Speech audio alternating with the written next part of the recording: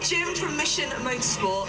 I'm so excited to meet you. Mission Motorsport is a name that everyone has been talking about recently, definitely on social networking sites. People are talking about you guys. First of all, how did it all start?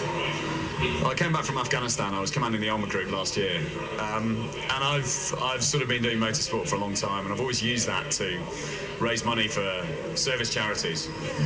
But I had a number of guys in my squadron who were wounded, and so when I came back, really wanted to do something for my blokes, and it sort of spilled from there. We took them racing, and it was very successful. At the end of last year, after a sort of track record of success, they included the BritCar 24hr last year, where we ran a works Mazda.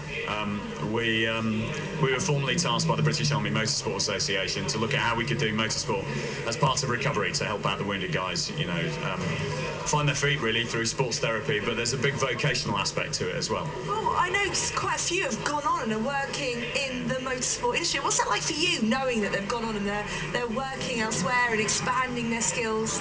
It's terrifying. It's your responsibility. Right? Yeah, I know. Well, that's just it. But that's the really exciting bit about it. You know, so I mean, here we've got the most phenomenal support from Nissan, which has just been extraordinary. But the really exciting thing is you know, Sunderland, their factory there, will make more cars this year than Italy. Wow. And we have Fusiliers, Light Dragoons, guys from the northeast who we need to find futures for in 10 years' time and in 20 years' time. So commendable. And, you know, someone that had this dream, this idea to do this, to give back to the people that are working with you and for you, how do you go about sponsorship? Is it easy to go find it? Yeah, pretty much. As you said, we've got a fairly large profile on Twitter and Facebook and the like, and through our website, missionmotorsport.org.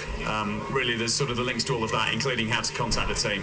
But we're always happy to sort of talk to people, new and interesting ideas, and really, I mean, I'm always going to be interested in things which offer potential to turn guys' lights back on, you know, and to interest and inspire people. And that's what we're really looking to do.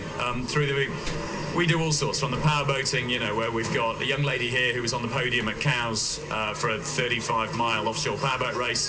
The navigators, that got rid of some of the blokes' jokes about girls and map reading. I mean, Daisy's, you know, she's seriously useful. But all the way through to the guys here and the pit crew, who did an incredible job of putting together a car that had a serious accident out on track in an astonishingly short period of time. Yeah. Albeit using Bob Neville, the boss of RJN's personal road car in the process. And Bob's due here any minute, so I'm looking forward to having a chat with him about yeah, definitely. Why there's a new silver wing on the car. We want to know, are you surprised by the success, or is it something you've always hoped for? Well, it's kind of grown, so I continue to be astonished at just the lengths to which people go in order to support, and just the sheer force of goodwill that's been throughout all of this. But to be honest, it's the blokes. It's fairly straightforward. When you put them in the place, you know, into the public eye, they've never let us down. They didn't in the wee small hours of this morning.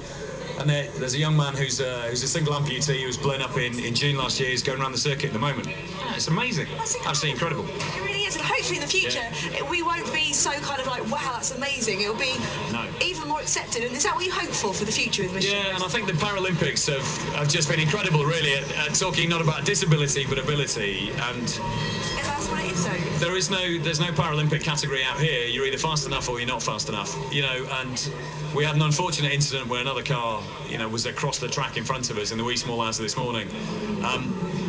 But we were at 10th overall. So we're in Class 4, the lowest class in the race, running in 10th overall, 3rd in class. It's amazing. On merit. Yeah, absolutely.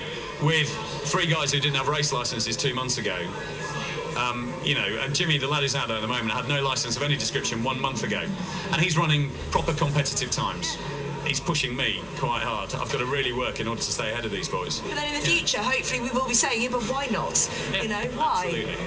And I think that's what we're really sort of helping to prove. Yeah, you are. But the breadth of it is Yeah, it's slightly terrifying at times because it's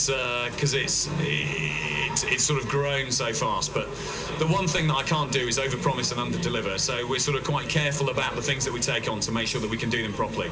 Because you've got to do it justice, and particularly where you're talking about people's futures, you've got to do it right. Exactly. And I think that's what we're doing, and I think sort of people are responding to that. Well, race, retrain, recover. It's a wonderful slogan in a way, and I do wish you all the very, very best. No, it's lovely to meet you, and thanks very much indeed. I mean, BritCar it's been great for us. We'll be back. Brilliant, thank you. No worries, see you later.